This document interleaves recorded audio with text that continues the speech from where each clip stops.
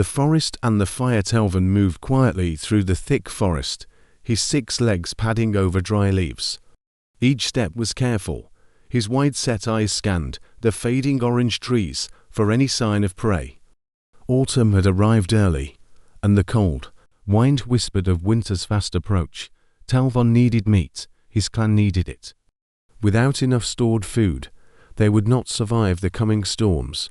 He held his spear tight with his upper hands. The lower two helped him crawl over roots and climb fallen logs. The forest was almost silent now, only the rustling leaves beneath him and the distant call of a flying creeper above. He paused beside a dying bush and lifted his sensory fronds, thin tendrils extending from his back that could detect heat, scent, and motion. Nothing. No Zelva tracks. No tablet droppings. No sign of life. The forest was too quiet. He grunted softly. Too close to the village. Everything ran or got eaten. His voice was low, barely more than a breath. He adjusted his shoulder pack and headed toward the salt cliffs, where the forest dropped off into a rocky descent leading to the Great Lake.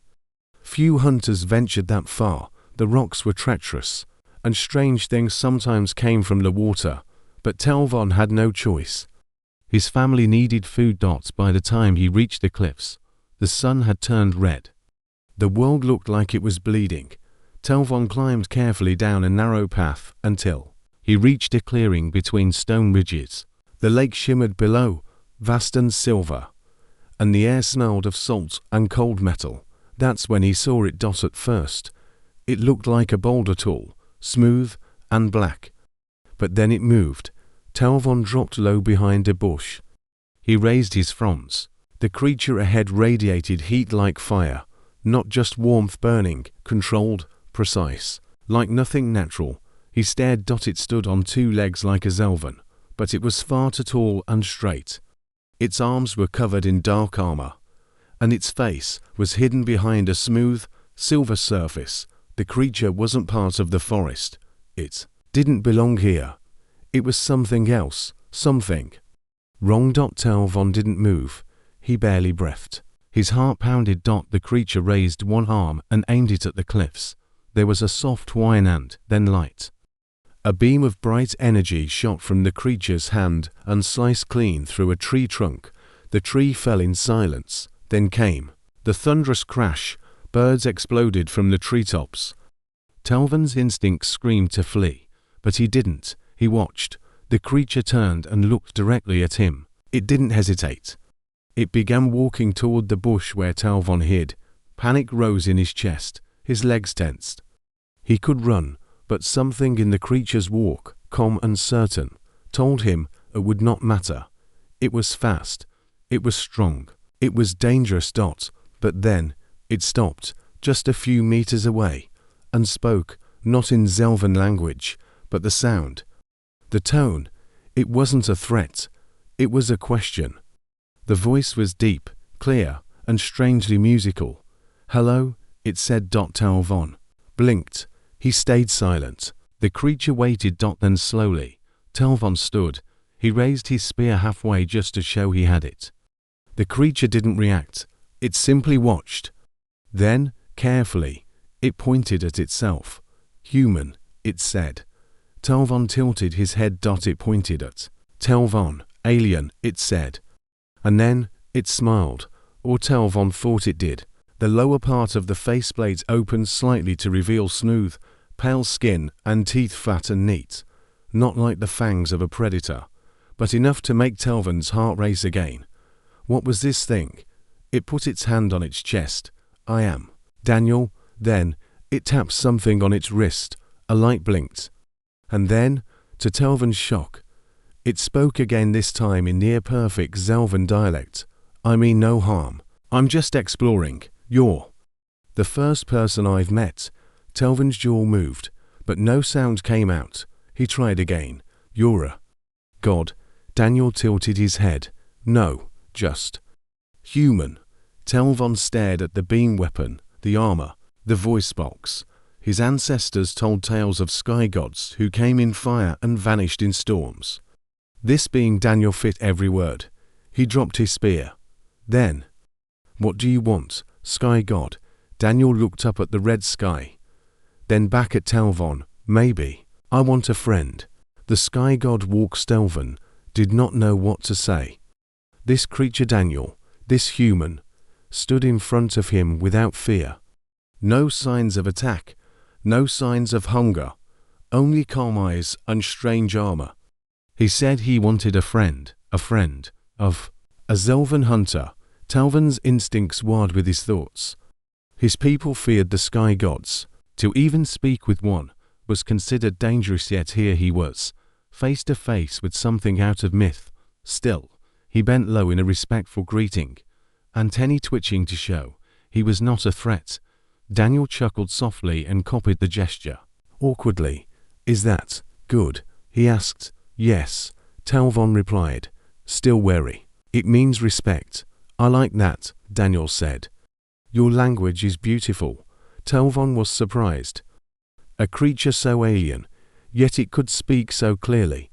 It even smiled in a way that seemed kind, but he couldn't shake the thought. How could something like this exist? No creature walked with fire on its wrist. No being from this world or any known continent carried such power. "What are you really?" Telvon asked, trying to keep his voice steady. Daniel touched his chest. "A human, from Earth. We came in a starship. It crashed not far from here." Telvon's eyes widened. "There are more of you." There were, now. Maybe just me. Telvon heard pain in that voice. Regret. He felt a small tug of sympathy. Even a god could be lonely, it seemed. Daniel looked around the clearing. Then back at Telvon. "Is your home close?" Telvon hesitated. "You want to come with me? I won't harm you. Or your people. I want to learn, to understand." Telvon studied the creature's face, the smooth armor, the quiet eyes. He knew his clan would panic as they saw it, but perhaps, if he warned the elders first. "Follow at a distance," he said. "I will go ahead." "I must tell them." Daniel nodded. "Understood." Telvon turned and began to climb the rocky trail back toward the forest edge. Daniel followed quietly, keeping space between them. As they walked, Telvon's thoughts swirled like a winter storm. What would the elders say? Would they hide? Would they attack? No, Telvon would speak first. He was a respected scout. If he said the god was peaceful, they might listen. They must listen. When he reached the outskirts of the village, Telvon stopped and turned. "Wait here," he told Daniel. The human paused, standing still as a statue beneath the trees. Telvon rushed into the village, his breath short. Zelvans looked up as he passed some sharpening tools, some weaving fabric from dried leaves and bark. He ignored their stares and headed straight for the central mound, where the elders met each evening. Inside, the air was warm and smoky. 3 elders sat near a small fire, their robes painted with stories of the ancestors. Telvon bowed low. "I bring a message," and the visitor, Elder Vek, the eldest, narrowed her 4 eyes. "A visitor, not of our kind," Telvon said. "Creature from the stars. A human." There was silence. Then Elder Tor snorted. "A sky demon. You bring that here." "He's not a demon," Telvon said firmly. "He speaks. He listens. He saved me from a falling tree without harm. He seeks peace." "You were followed by a god and lived?" Vek asked quietly. "I did." "He's waiting beyond the trees." The elders exchanged glances. Finally, Vek stood slowly. "Bring him. But if he raises a hand in anger, your life will pay the cost." Telvon bowed. "He will not." He returned to the edge of the forest, heart pounding.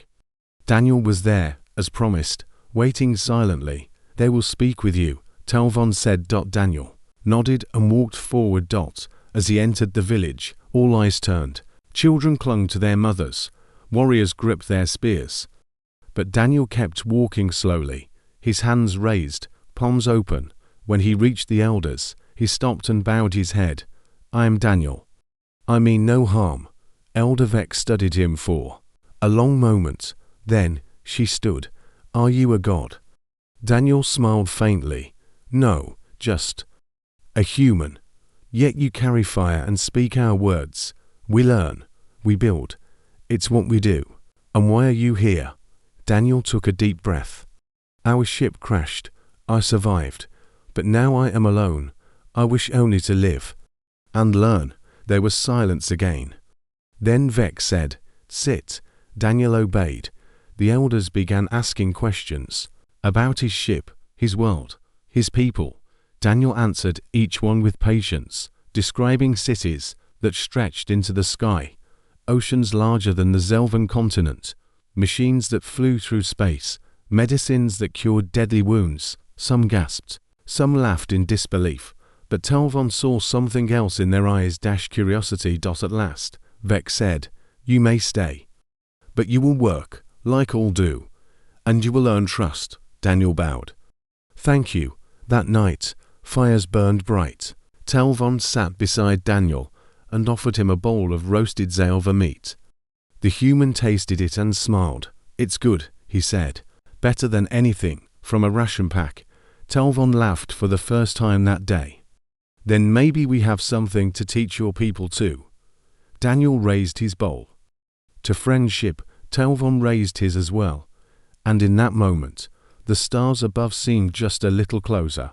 The human who would not break sun rose over the Zelvan village, casting long shadows over the sharpened bone fences and clay homes. Mist clung to the leaves, and smoke curled up from early morning fires. But this morning, something was different. A stranger walked among them. A human. Daniel rose early. He had not slept much, though the village gave him a small shelter near the watcher's post. Every sound was unfamiliar: the clicking of claws on stone, the soft hum of singing trees, even the way the wind moved. But he didn't complain. Instead, he stood outside with his hands in his pockets, watching the sky lighten and the creatures of this alien world begin their day. Talvon found him there, already stretching and moving his limbs like a warrior preparing for a hunt. "You rise with the dawn," Talvon said. "Old habit," Daniel replied. "The army teaches you that." "Army?" Daniel nodded. "I was a soldier once. Earth had many problems. Still does." Talvon tilted his head. "You were trained to fight. I'm trained to protect," Daniel said softly. Talvon liked that answer. The elders had made it clear Daniel was not yet one of them. He would work. He would prove his worth. So Talvon took him to the river, where warriors fished and carried water. The current was strong, the riverbed slick with moss-covered stones. Zelvans moved quickly, using multiple limbs to balance, while casting net-like traps. Daniel watched carefully, then rolled up his sleeves and stepped in. He slipped once, twice, but he didn't stop. The other hunters chuckled at first. They called him Sky Toddler, but Daniel said nothing. He fell, got back up, fell again. Bruised his leg on a rock, still got back up. Again and again. Hours passed. By midday, he managed to pull in a small fish creature, strange and violet with transparent fins. He held it up proudly. The others stared. Some nodded with approval. "You do not give up easily," one hunter said. "I don't know how," Daniel replied. Later that day, Daniel helped mend a broken roof with resin bark and stone tiles. Then he helped haul firewood from the deeper groves. By nightfall, he was scratched, tired, and limping slightly, but smiling. Talvon saw something in him. Something not just strong, but stubborn. Not the cruel kind of stubborn, but the enduring kind. The kind that burned like coals even when the storm tried to snuff it out. That night, around the fire, Daniel told stories. He spoke of cities with buildings that touched the sky, ships that traveled between stars, machines that made food from light. The children's eyes widened. Even the elders leaned in. But then Daniel's tone changed.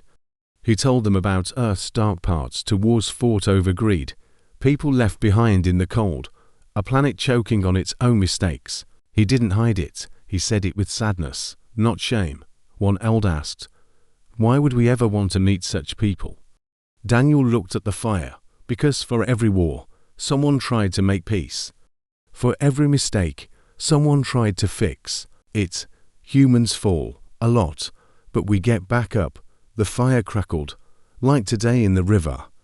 Telvon asked quietly. Daniel smiled. Exactly. Vec, the chief elder, stood slowly. Her voice was quiet, but full of weight. You are not like us, but perhaps, in some ways, you are more like us than we thought. The world is hard, the storms are cruel, we survive by enduring. Daniel nodded. So do we. From that day, things began to shift.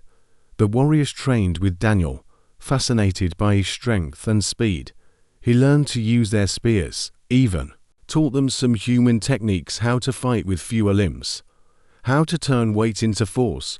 The builders found him clever with tools. He helped repair a collapsed storage mound, using principles of balance and leverage from Earth's engineers. The elders noticed how quickly he adapted, not just physically, but mentally. He learned their customs, their language, even their old songs. When he didn't understand, he asked. When something went wrong, he tried again. One morning, while helping with the hunting party, disaster struck. A thundering roar echoed through the forest. The hunters froze. Galrix, Telvon whispered. The name made even the oldest warriors stiffen. Galrix was a beast from the frozen mountains, huge, armored, nearly blind, but deadly. It had wandered too close to the village. The hunters prepared to flee. It cannot be killed, one said. Daniel stepped forward. Then don't kill it, distract it. They stared at him. He pulled a flare device from his suit, one of the last surviving tools from his wrecked ship. It emitted a blinding light and high-frequency shriek. Lead it toward the ravine, he said. I'll handle the rest. Before they could stop him, Daniel ran. He sprinted through the underbrush, shouting, waving, drawing the beast's attention. The Galrix charged, its massive limbs tearing trees from the ground. Daniel reached the ravine and turned, sweat pouring down his face. Come on, he shouted. The beast lunged. Daniel tossed the flare. Light exploded. The shriek pierced the air. The Galrix howled in pain and rage. Blinded and disoriented, it stumbled forward and fell into the ravine. Silence followed. The hunters emerged, wide-eyed. Telvon ran to Daniel, who had fallen to his knees, breathing hard. You are insane, Telvon said. Daniel grinned weakly. Maybe, but it worked. The hunters lifted him onto their shoulders. They cheered his name. That night, for the first time, the village sang not just of ancestors or gods, but of a human who stood against a beast and would not break. And in the shadows, the elders watched and wondered what the stars forgot. Stars above the Zelvan village glittered like cold diamonds, but Daniel sat alone beside the dying embers of the fire, wrapped in silence. The celebration was over. The hunters had sung their songs, the children had mimicked his wild dash through the trees, and the elders had offered him warm root brew in cracked ceremonial cups. But now, it was quiet. The night always reminded him of Earth, and of everything he had lost. He looked up at the constellations, none of them familiar.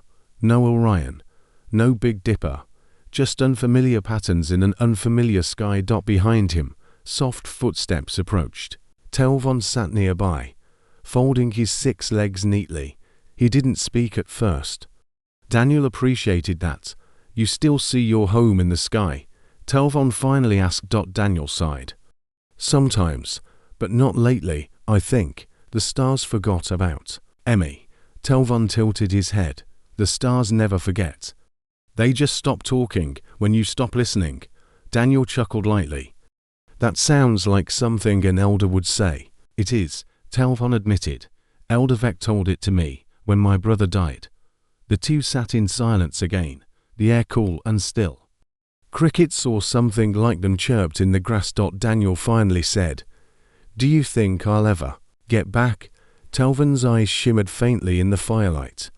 No, but I think you'll stop needing to. Daniel didn't reply, but his shoulders lowered just a bit.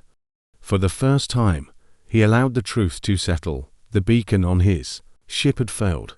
No rescue was coming. He wasn't a visitor anymore. He was a survivor, a resident. A new story in someone else's sky. The next morning, Daniel woke before dawn, ready to work. But as he stepped out of his hut, he saw a crowd gathering near the central platform.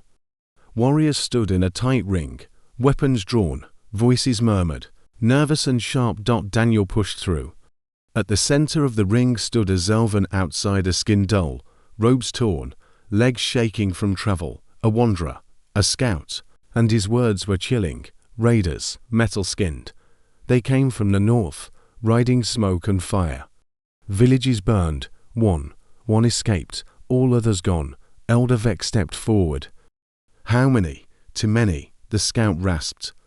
And they do not fear us, they seek power, artifacts, secrets. They will not stop. The crowd buzzed with fear. Talvon clenched his jaw.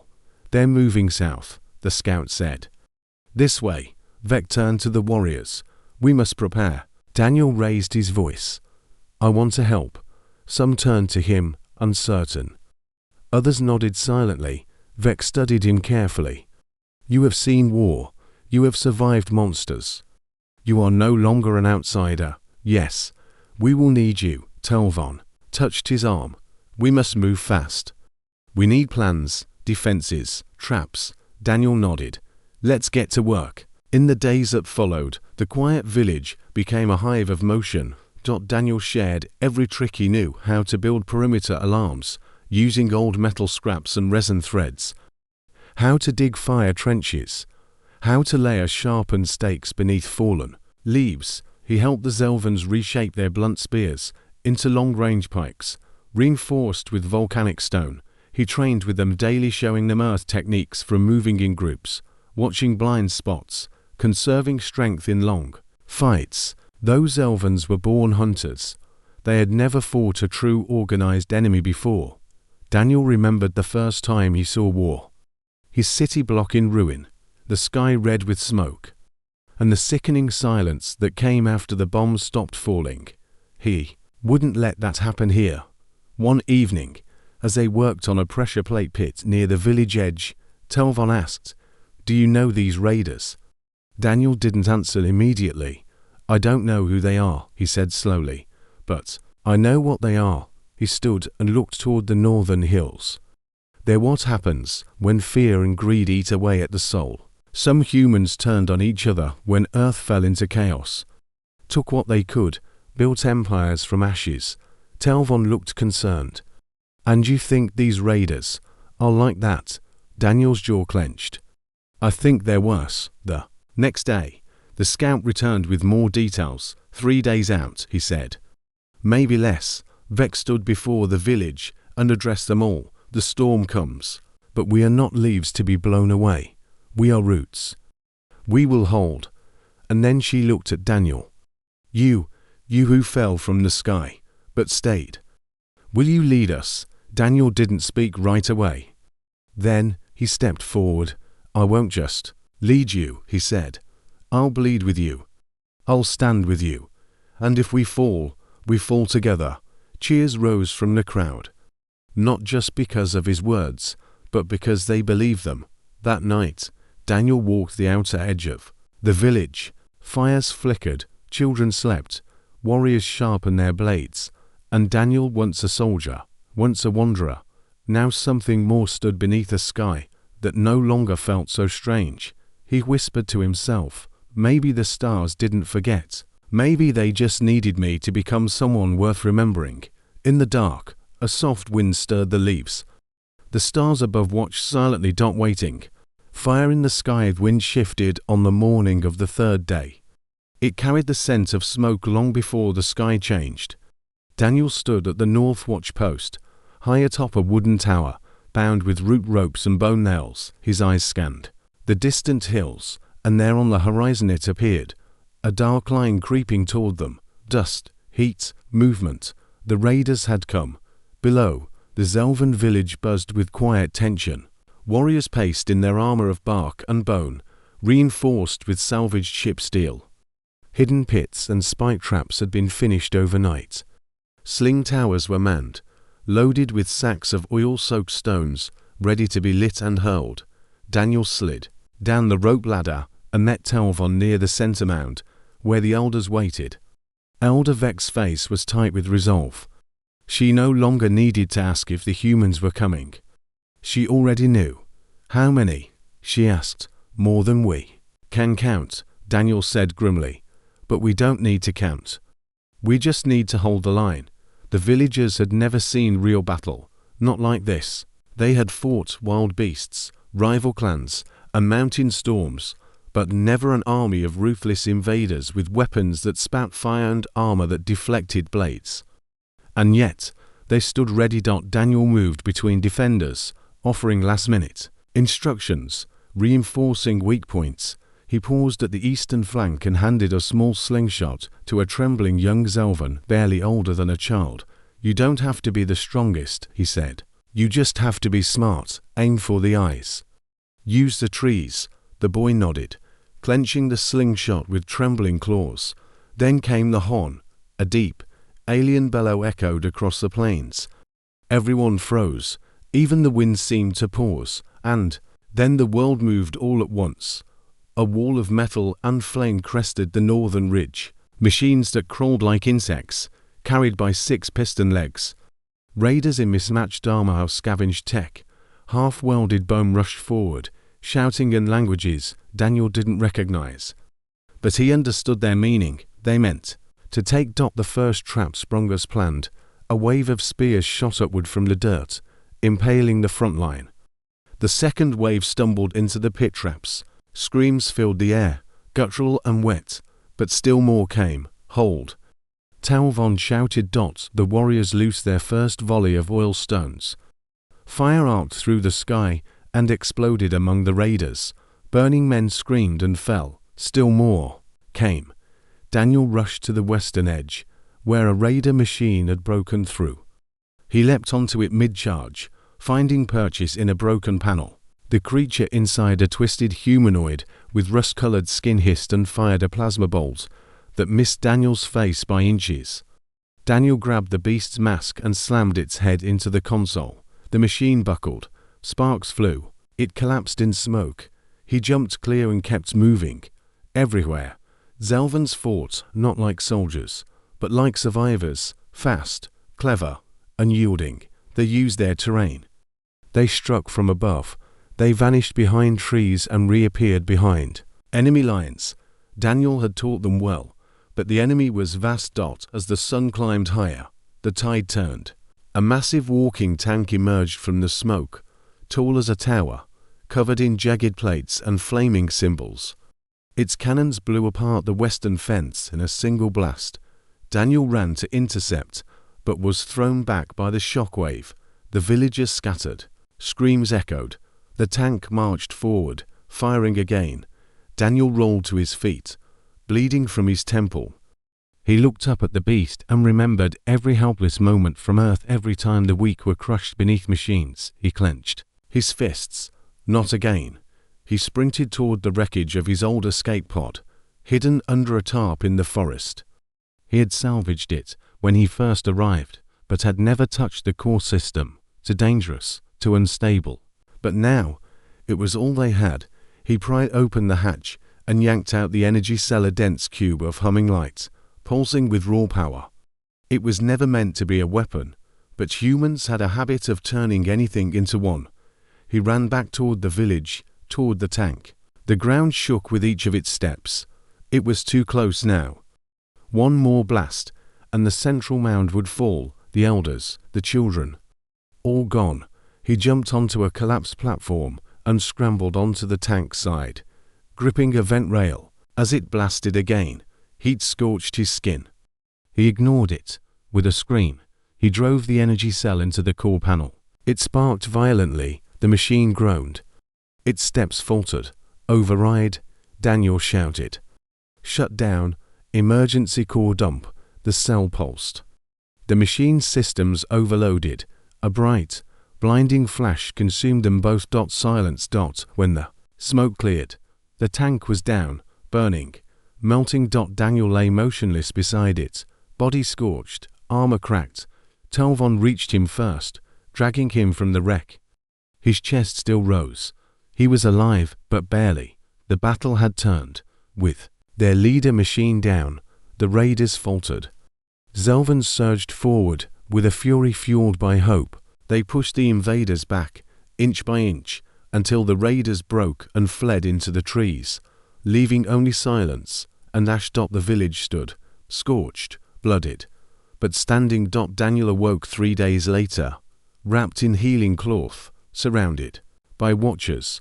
Telvon sat nearby, half asleep, but when Daniel stirred, he snapped to attention. "You idiot," Telvon said, voice thick with emotion. Daniel coughed weakly. "Did we win?" Telvon nodded. "Because of you." Elder Vec entered. She looked older, tired but proud. She knelt beside Daniel and placed a ceremonial bead in his hand. "You are not just human now," she said. "You are part of our story, a warrior of the root." Daniel closed his eyes and held the bead tightly. He wasn't a god. He was something harder to become. He was one of them. The gift of flame and Stoneth village still bore the scars of the battle-blackened soil, splintered trees, collapsed huts, but the sense of fear had faded. It was replaced now by smoke from cooking fires, by the rhythmic chants of rebuilding, songs, and the quiet pride of those who had endured. The raiders were gone, their machines rusting where they had fallen. But more importantly, hope had taken root. Daniel stood near the village's edge, walking slowly on a cane made from woven bone and ironwood. His body still ached, wrapped in healing paste and stitched cloth. His left arm moved with difficulty, and his back was crisscrossed with burns, but he was alive, and not forgotten. Everywhere he walked, young Zelvans ran to him. They touched his arm reverently, asked questions, offered him fruit, tools, even bits of carved bone as gifts. Some called him Flamewalker, others called him Stoneheart. Daniel always smiled, but humbly. He wasn't a hero in his own eyes. He had done what had to be done. Just like anyone who refuses to kneel when the world pushes them to the ground. That morning, Elder Vec called a meeting beneath the great listener tree, a living monument that grew at the heart of the village, its roots said to stretch into the memories of the ancestors. Daniel had never seen it so closely. It shimmered faintly, with leaves that pulsed with color like breathing light. A circle of villagers gathered, silent and waiting. Vec stood in the center. Her cloak was woven from battle-worn flags and hunter's hide. She looked to Daniel and motioned for him to step forward. "You came to us broken and lost," she said. "We feared you. Some even hated you. But you did not turn away. You bled with us, fought beside us, and saved us." She turned to the crowd. "And now, we offer you what no outsider has ever received." Two other elders stepped forward, holding a carved stone tablet and a shard of glowing resin encased in a ring of twisted silver root. "This is the seal of flame and stone," Vec said. "It marks you as kin, not by blood, but by bond. From now until your bones join the roots, you are one of the Zelvan." The villagers erupted in chants, stamping their legs and tapping staffs in a rhythm that echoed through the trees. Daniel took the seal slowly, holding it with reverence. It was warm, alive, somehow. "I don't know what to say," he murmured. Telvon stepped forward. "Then say nothing.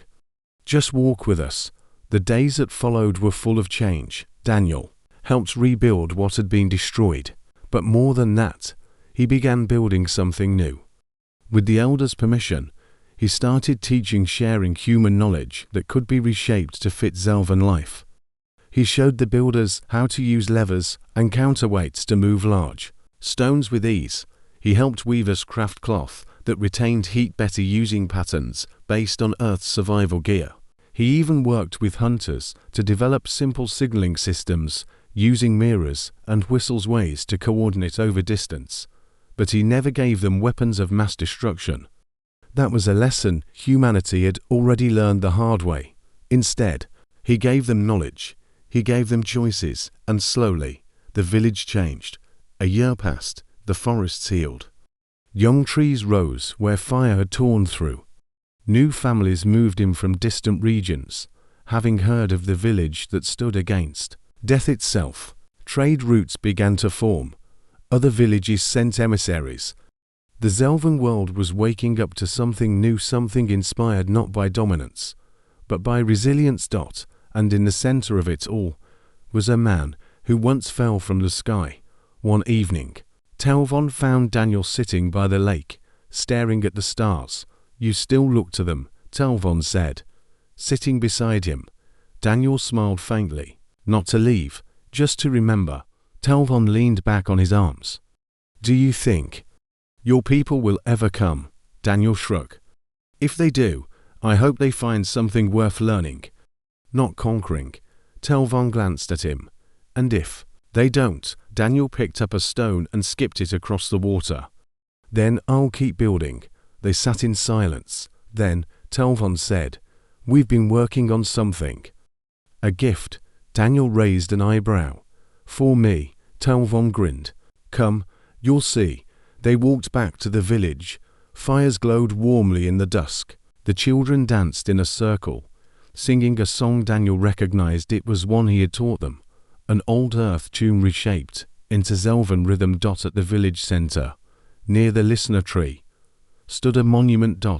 It was a statue, made of bone, stone, and scavenged ship parts, tall and noble. It bore Daniel's likeness, though with slight exaggerations. His back was straighter, his shoulders broader. But the spirit was true. At the base, carved in both Zelvan script and human English, were the words, "He came from the sky, but he chose to stay. One of us, one of all." Daniel's breath caught. Vec approached from the shadows. "You saved us once, but more than that. You reminded us who we are, survivors, dreamers, builders." Daniel looked at the faces of the people who had once feared him. Now they cheered him, not as a god, but as a fellow being. He placed a hand on the statue's base and whispered, "Thank you." Telvon clapped him on the back. "There's still more to do, Flamewalker." Daniel nodded. "Always." As the stars emerged, Daniel looked up one last time and no longer saw a sky of exile. He saw a sky full of possibilities. We were meant to endure. The wind carried the scent of wildflowers and wood smoke as the twin moons rose over the hills. The Zelvan village glowed in the dark like a cradle of fireflies, alive, warm, and thriving. A year had passed since the raiders came. The scars of war had faded, replaced by new growth, stronger walls, and brighter eyes in every home. Daniel stood at the edge of the southern ridge, watching children race each other through the low grass. They laughed, their antennae flicking wildly, their limbs scrambling with joyful chaos. He smiled. He'd taught them hide and seek months ago, and now it had become a tradition. Beside him, Telvon stood taller. His hide armor was now decorated with victory glyphs and painted in shades that marked him as a master scout, a position earned through courage and respect. But more importantly, he was Daniel's friend, perhaps the first true friend he'd ever had in any world.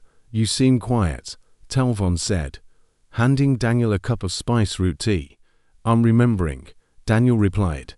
The silence after my crash, the cold, "I thought I'd die alone." Telvon nodded. "Now you live among noise and fire." "And it saved me," Daniel said softly. "This place saved me." There was silence between them again, but it was the comfortable kind, the kind between two people who didn't need to speak to be understood. Later that night, Daniel was summoned to the high mound. The gathering there was large. Every clan, every elder, even travelers from distant forests. Torches lined the steps. The air hummed with anticipation. Elder Vec stood at the summit, flanked by new leaders, both young and old. Her voice, though aged, still held power. "We gather not to celebrate war, but to honor survival, to speak of a man who did not arrive to conquer, but to understand. He came in fire and chose to walk among us in humility." Daniel approached as instructed, standing before the council. "You gave us more than weapons," Vec continued. "You gave us memory. You reminded us who we are." She gestured to a pair of younglings who stepped forward with an object wrapped in blue leaf silk. They unwrapped it to reveal a beautifully carved staff, part wood, part metal, forged with both Zelvan craftsmanship and human ingenuity. This is the staff of Endurance, Vex said, a symbol not of rule, but of guidance. We ask you now, Daniel Flamewalker, to be our first Sky Memory Keeper. Daniel looked around the gathered crowd. I don't know your legends. I'm not your prophet. No, Vex said. You are better, you're real. You failed, you fought, you bled, and you still stood up. That is the heart of Endurance.